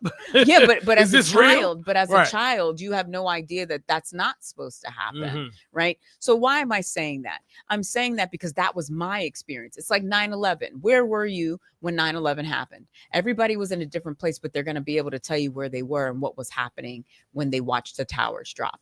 It's the same concept for those that were around when Kennedy was assassinated or when Martin Luther King was shot. Because you're talking about moments where things happen in life, and look how easy it is. As you mentioned that, I remember where I was then as well. When the towers went down, I was getting ready for work at the radio station. I remember, being in the house. I'm getting my clothes together. I'm getting ready to go to work to be on the air. Sure. And then I'm watching it on. Wait a minute, is that live, or did they just run? Was that a tape of the first plane? And I actually saw the second plane hit the towers live. And then immediately I'm hearing, okay, something happened in what happened in DC at the Pentagon. Then I'm hearing about Philly. And at that point, I'm like, you know what? Let me call in real quick. I'm going to get the kids. Yeah. Because I don't know what's going on. And I think that 9/11 was our JFK. It was our national Pearl Harbor. Right. The problem is you get further and further removed from these events, there's less of an emotional attachment and understanding of the gravity of what it was to experience that as a nation. Right. So we have Pearl Harbor Day. Right. But again, because we're so far removed from what happened, it doesn't hold the same significance to us that it would to a generation that lived it. As this, we now have kids that they're going to learn about 9/11 in their history books, hopefully, that it doesn't get redacted. Right. And those kids will not have the same emotional experience or remembrance of that day because they weren't even alive yet. Mm-hmm. Right? You know what I mean? So that to me, which is a whole nother crazy thing. Right? When you just think about how that happened. So literally once our generation is done, you realize and understand immediately that there's no retake. It's not like you can download this information into this next generation coming behind us of why these things are prevalent to remember. It gets lost in translation. Yeah. And it's a little disheartening. Yeah. But here we are. Yeah. Speaking of generationals and translation and change, let's talk about some crypto. Yeah, let's get into it. Cryptocurrency. I love this. All right. A lot of important dates. A lot of important things happening. Let's talk about that. Listen, folks, we've been talking about it for weeks, for months. Actually, it's been years at this point. I know. Isn't it crazy curious, that we've been around one another for so long? Right. Talking about crypto. Yeah. Yeah. And here's my question. I would really love to know where some of the people are in terms of crypto that are listening right now. How do you feel about it now versus a couple of years ago when we first started talking about it? I know when we first started talking about it, it was like, what the hell is Goose talking about? What is Mel talking about? Huh? Crypto? Yeah. Nah, it's a scam. But now you're starting to see glimpses of it. You're starting to see commercials. There's a Coinbase commercial. Oh, is there? There's a Bank of America commercial. Now you're starting to see commercials come out talking about crypto, NASDAQ, you name it. It's no longer what is this? Sure. Now it's more of what is going on, what is taking place, what is being implemented into society for you to use that you're going to use on a regular basis, and you don't even know it if you're not into it right now. Right. Okay. So, I talk about dates. One of the important dates that's coming up is July 14th. That is the date where ISO 2022 blockchain is going to go live. I love that. And then there's another date in September, but November 22nd is the date where it will be live worldwide. Globally. Yeah. And if you're not on that blockchain, you're going to get left out. If you're on the old technology, you won't be able to do business with Bank of America and these other places because you have it won't be compatible. Right. You won't be compatible. You got to be set up to do transferring of money. Yeah. Right. Yeah. That is changing. Now, why is that so big? The reason why that's huge is because banks right now to transfer money it takes 5 to 8 days, especially large sums of money. It takes way more than 24 hours. Oh, absolutely. Right? And, like you said, it could take up to 4 or 5 days, depending on the amount of money. Absolutely. But with the new technology, instant almost. It's instant right now. Yeah. Matter of fact, you don't even need a bank. Mel, I could send you 10 G's and you'll get it right away with no third party involved. That allows the banks to make more money. Yeah. Because they will now be able to do more transactions in seconds. Yeah. That's why they're also switching over. That's why it's huge. You're going to have your first trillionaires. Yeah. And a lot of millionaires. If they're invested, they're going to be billionaires. I love it. But I love it. And I think that it's going to be extremely exciting because when we're thinking about what does this look like? What does this mean? How are we going to gain our own independence financially in spaces and places? I was just talking with someone yesterday and the person was like, well, what's the risk?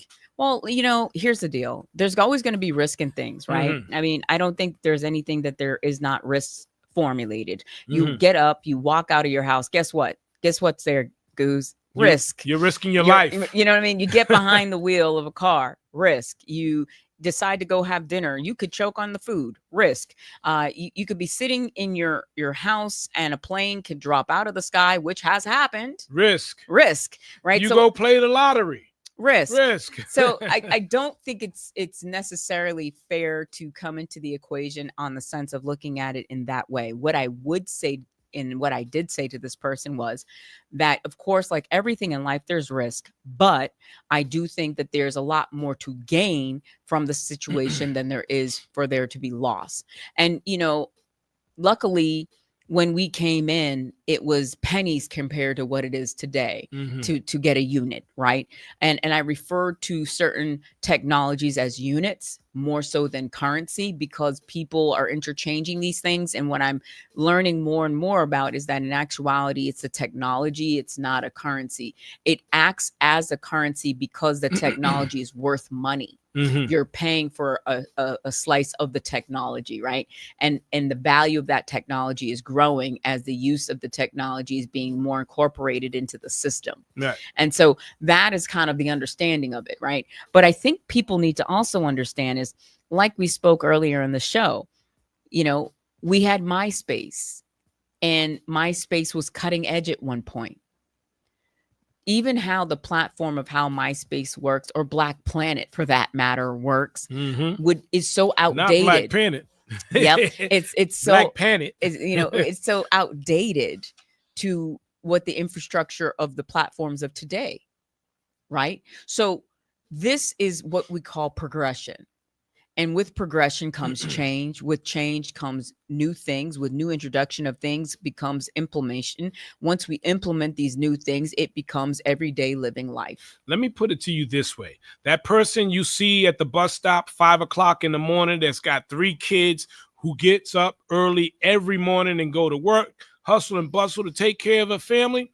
This is the type of technology that person can, and like, you know what? I'm going to work to get me some overtime, and that overtime, I'm gonna go put it into this new technology. And you know what? She could easily make several $100,000 to millions of dollars. Yes. That's how easy it is to invest. That's how cheap it is to invest in terms of the cost. Yeah. This isn't just for rich people. Yeah. Rich people aren't the only ones that are gonna get richer. You're gonna have new millionaires that you're going to have neighbors. You're going to wonder, how'd they do it? Did they hit the lottery? No. They invested into this new technology, whereas, the market's bad.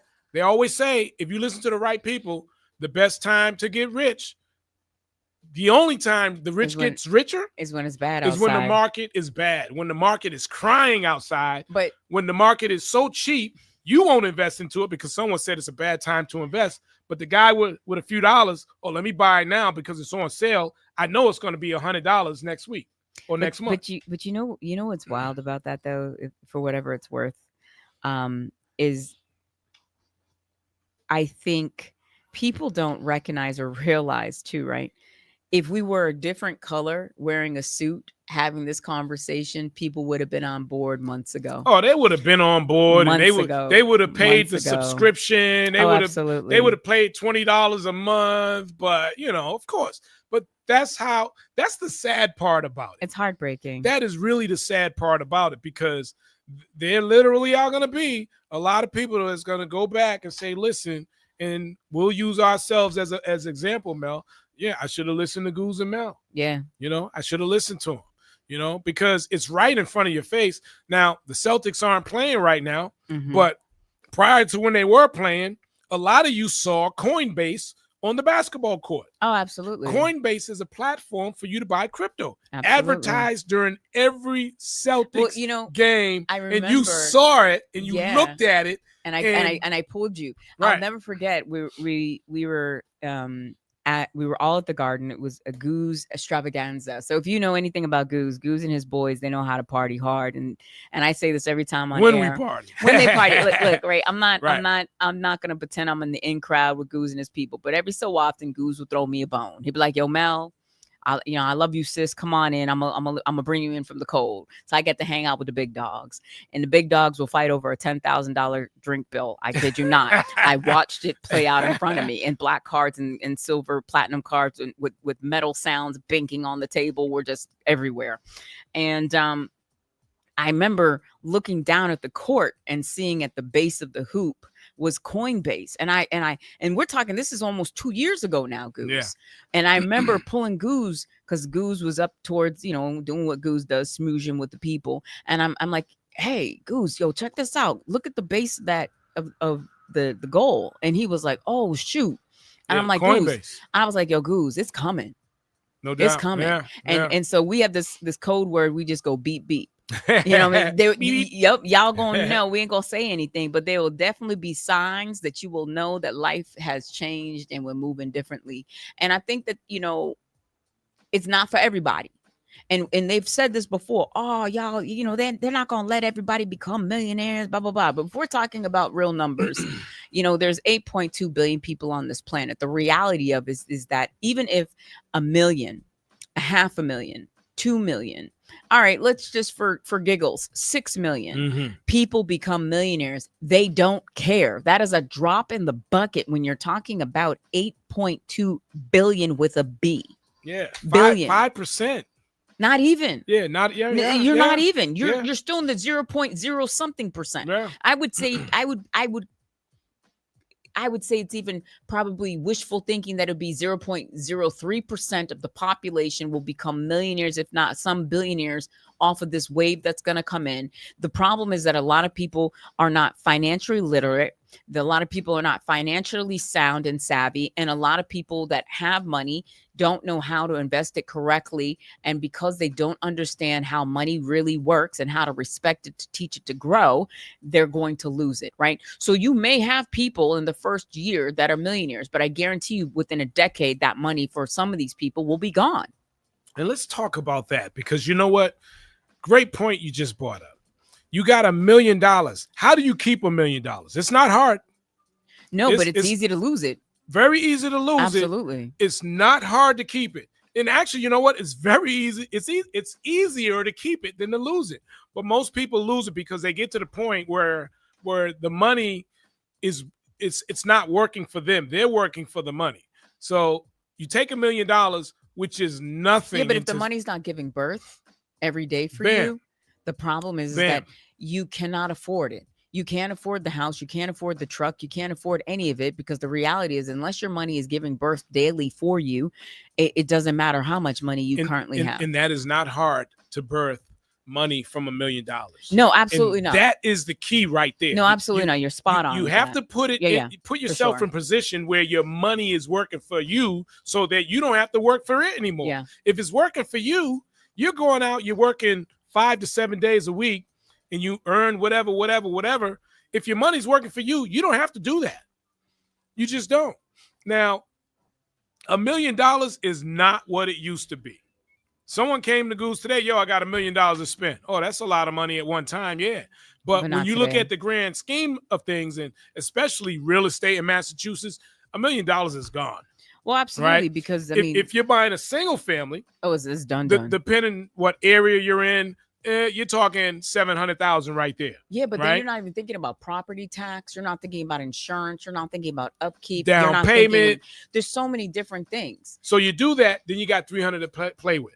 All right. So what do you do with the $300,000? I wouldn't. First of all, before I purchase anything, I'm going to make sure that $1 million is working for me. Well, yeah, I'm going to put it into a place with that money, and I'm just going to run some numbers real quick. I would put it into a multiple unit building, right? Preferably something that has 4 to 6 units in it. I would then take that money and turn some of that, use it into equity to flip it again to purchase more, right? So now you hopefully could be sitting on at least 12 units. If you have 12 units working for you every single month, then you're looking at easily, I love this, Poor Dad, Rich Dad. He said, that's my guy too, right? If your equity and your liquidity, check this out though. If these things aren't making money and paying for this, you can't get it. So what he's saying is that if the income that I'm getting at this point, if it can't be paid for, this truck can't be paid for by this income, I'm not going to pick it up, right? Or if I want this Rolex, I can't get the Rolex unless the income is paying for it. I'm not going to come out of my pocket to pay for anything ever. I'm choking here because of the number. I just did on $1 million, right? So what's the number coming up at? $70,000 a month. Oh my God. Yeah, that's real money. $1 million. Based on what I know right now. Okay. Hold on. Let me just say this. Yeah. Based on what I know right now, right? Yeah. If I had $1 million, I'm not gonna give out too much information, but based on $1 million, I could have flipped that million into $70,000 a month easily. Yeah, $70,000 a month. Yeah, easily. Yeah, And I would have never had to touch that $1 million. Yeah, that's real. Now, you can buy real estate today with 500 XRP in Dubai. 500 XRP could get you into real estate in Dubai, just like that. Isn't that wild? That is wild. But that's because people understand what XRP is capable of and is going to be. And here's the thing too, like everything else in technology, and I keep saying this, at some point XRP will be trumped with a new technology. I give it about another 30 years or so. A new technology is going to be birthed that will outperform XRP. But if you were smart about it, you're on the right side of history. And again, when you think about how you spend money so loosely throughout the day, whether it's going to Starbucks. The Urban Heat. Expect the unexpected.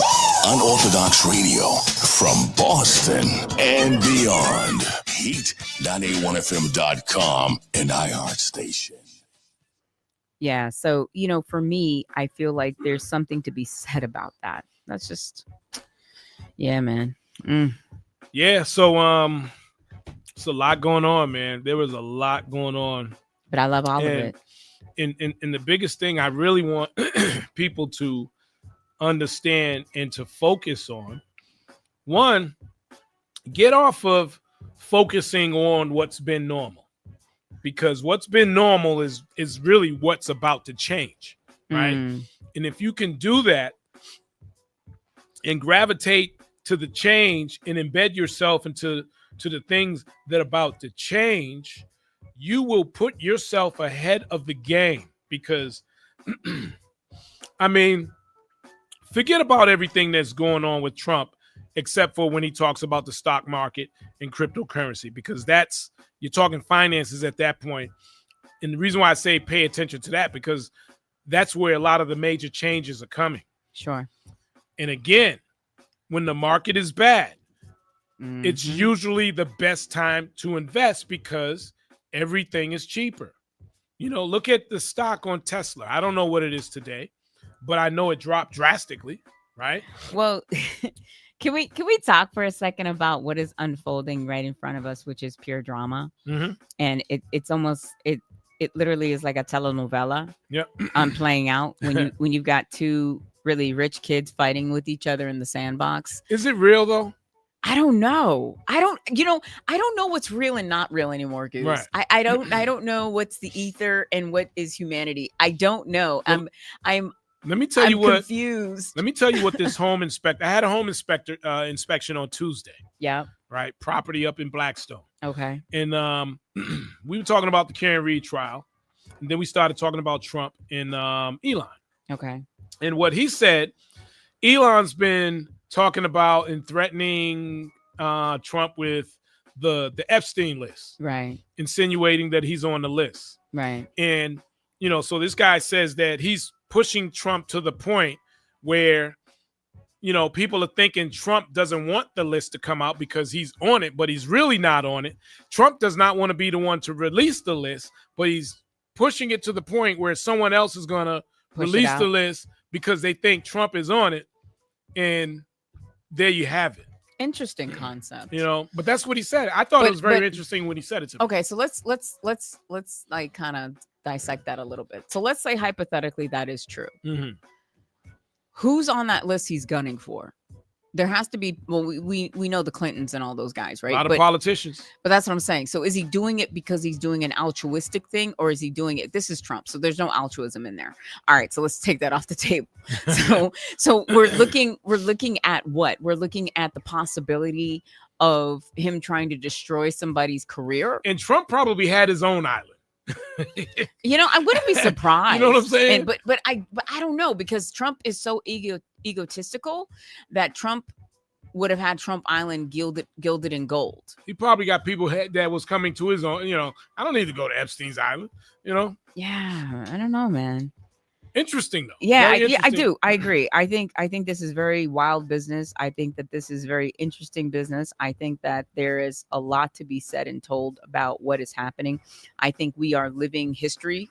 I said this yesterday. So I was at an event in Faneuil Hall yesterday, and we were in that, the main Tundra room, right? That building, the main Tundra building, with the dome. And I was talking with someone, and this person's in media as well. And I said, whenever they hold this event, they always hold it in this particular space, and it's beautiful. But I'm always in awe because they used to sell slaves in this space, and the original masonry brick laying walls are still standing from when this was happening. Yeah. And they would literally come off the boat, because the harbor literally is like a stone's throw away from where this building is. And it's just it's humbling. It's very humbling that here we are, fast forward 200 plus years, and we're holding functions in this space to drink wine and eat cheese. Yep. You know what I mean? Like, it's just surreal, right? So people then were living history. And so here we are today. Again, we're in a time where we are living history. And it's going to be interesting to see how is it being dubbed and how is it being scrubbed. Yeah. Yeah. So it's wild business out there. It is. It's uncertain times. There's a lot of things. And I think what's going to happen, if I'm being completely honest about this, and mark me on this one, is that we've been watching the middle class slowly disappear. I think that within the next decade, the middle class will disappear completely. It will be those that have and those that do not have. And it will be more resemblance of a third world country, in the sense that when you go into these countries, you can tell the people that are wealthy and you can tell the people that are not. And the ones that are not are really not. Like, there isn't even just this kind of I'm getting by sort of thing happening. Yeah. And it's going to be, and I believe the way they're going to have it set up, it's going to be harder for you, to get out of the matrix. To get out of the matrix, and also to try and better yourself financially. Yeah. When they're going to have you locked into something that you can't get out of. You're going to be comfortable with, just like how people are comfortable now. I think people get comfortable kind of like they're getting fed on the trough. Yeah. You know what I mean? Like, no, I'm being serious, right? I think it's just super telling when you look at those that have and those that do not. When you go to other countries, right? America, there's still this kind of gray area where you may not have a lot, but you can look like you got a whole lot, or you don't present like you have a lot, but you have a whole lot. Which is the reality here. People here look like they got a whole lot. But that's what I'm saying, right? That they don't, right? And so now you are going to end up in a society where look good, but ain't good. That part. But then it's going to clash so badly that, unfortunately, what will happen is those that don't have will start to show that they don't have, right? The average American is 2 paychecks away from homelessness. That is a fact. It's a reality. This is what we are living in today. So ask yourself that question. Is it really worth trying to keep up with the Joneses to say that you are wearing or rocking something that's authentic solely so you can say that you are, versus looking at how do I preserve my lifeline moving forward? How do we get out of that mentality though? Well, I was watching this, I love documentaries, and I was watching this documentary that was from PBS, and they were talking about the African American as a consumer, and that the African American will buy not for quality, but for name. So if something is synonymous with quality in the African American buying power, did you see this too? Sounds familiar. It showed that the African American buyer will purchase that due to name, because the name brought status, right? Yep. Whereas the Caucasian purchaser was looking more so for bargain and quality than name. They didn't care if it was an off-brand as long as it had good quality. These things are very telling, because if we were to look at the fundamental roots of our communities, of where we began and where we started, this is teachable stuff here for a second. We're also talking about a mentality, and the mentality was to have your Sunday's best. Where do you think that came from? Right. Because when we were on the plantation, you had 2 sets of clothing. You had the work clothes and you had your church clothes. And you wore your church clothes only on Sunday. Put your play coat on before you go outside. Don't you go outside now. Put your play. I remember that back in the day. but that's where that comes from, right? So today, you know, I jokingly, I have a lot of friends, and I know you're one of them, that have so many sneakers that they don't have enough feet. You don't have enough feet to wear the amount of sneakers in which you own. Why do you have so many pairs of sneakers? I almost can guarantee you, if we were to dissect this brain thought psychologically, we would probably find a little boy who had a desire for very nice sneakers when he was younger and was not able to maintain or keep up with people that could afford it, or their parents figured out a hustle to get the sneakers for them and they felt left out. So once they got grown up money, that money then got invested in certain things that had priority to them. And one of those things is in the mind of a child is, when I get money, I'm going to get that car. Or when I get money, I'm going to get those clothes, that sneaker, this, whatever. Yeah. And so again, what does that go back to? Status. But when you think about, you know, Michael Jordan is a prime example. What has Michael Jordan really done for our community? The amount of money that the black dollar has poured into his product, the lives that have been lost behind the Michael Jordan sneaker, the people that have stood out in line, the sweat, blood, and tears, and the toil and the money, all of that. What has Michael Jordan done to give back to the community? So I'm going to say this, because I hear that a lot, Michael Jordan. Well, that's the one of the thing I think that's the most identifiable and relatable for people. Yeah. I mean, we could say Gucci and all these other things, but those are fashion houses that are not black owned. So a lot of folks talk about, you know, I can name some people, but I won't. A lot of folks talk about, you know, they don't like Michael Jordan. He don't do nothing for the perception is he does nothing for the community. And, you know, technically, I don't know what he does. But it must not be enough. I know I do stuff for the community, right? But I don't put it on Front Street. But you're also not Michael Jordan. Yeah, but my point is, you can do things there are people out there that do things for the community financially and in other ways. They don't want to be known. They don't put themselves on Front Street. I just did this. I just donated $1 million, right? You know, and I think Michael Jordan is one of them. I think he does a lot of things for the community. He just doesn't put his name on it. He doesn't care to you know, he doesn't want the accolades. You know, there's other people that do it. You know, Michael Bivins does it a lot here in Boston. You know, he does a lot of things for the community. But you do see it, because you see it on the basketball. And I'm only saying it because I know it, and I know he doesn't want the accolades, right? And he doesn't ask for any accolades, right? But you also know he puts on huge basketball tournaments. Yeah, he puts on big things. But even outside of that, he does comes stuff. home. But but what I'm saying is, he comes home. Right. He makes it a point to come home. Yeah. There's something to be said about a person that comes home. And all I'm saying is the empire that was created by Michael Jordan, it makes them one of the top 5 most wealthiest black families in America. And so you are releasing sneakers time and time and time again. You aren't even coming out with new stuff, homie. You literally are releasing things that were retro from 86, 87, whatever that looks like. And you're still making money. Right. And at the end of the day, it's a cultural phenomenon. His mother, because I think his mom was the one that his mother put that deal together. Yep. And then let me tell you. And absolutely, that was was the most the brilliant smartest deal that anyone could have ever done. His attorneys didn't even put that deal together. That started with his mother. And right? I think, didn't he also put that on Charles Barkley too? And it's lasting a lifetime. Generations. He doesn't have to do, I don't know what he does for work now, but whatever he does for work, he's not working. He doesn't have to work. Yeah. Because that brand is it. Yeah. Jordans. People know Jordan's not even for Michael Jordan. But that's the crazy thing about it. This is what I'm saying. It's so wild. Like, you go and again, you know, I go back to like the Dominican Republic because I've spent so much time there. You go there. Jordans are a status symbol in the DR, right? So you go into any barrio in the DR, whether it's in the capital, whether it's in San Francisco, whether it's in San Cristobal, right? These are all different parts of the island.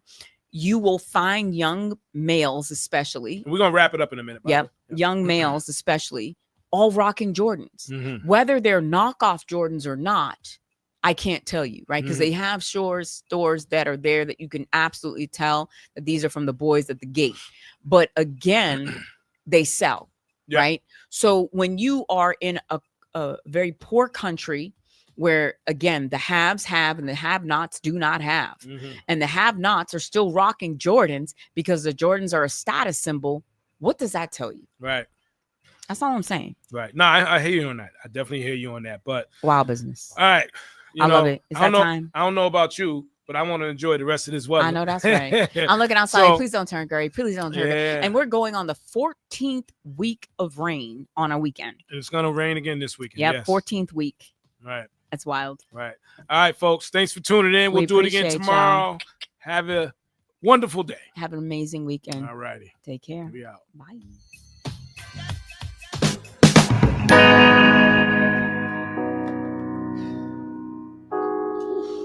You can feel the cool air coming in. It just looks like it's gonna